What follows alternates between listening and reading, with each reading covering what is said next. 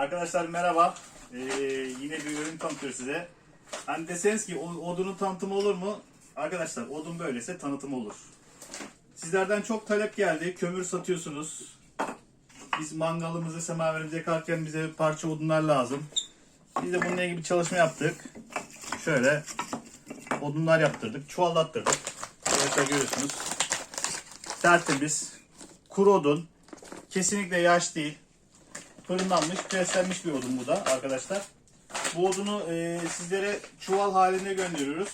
Çuvallar ortalama 12-13 kilo arası değişebiliyor. Siz istediniz, biz sizin için üretiyoruz, yapıyoruz, gönderiyoruz. Teşekkür ederiz.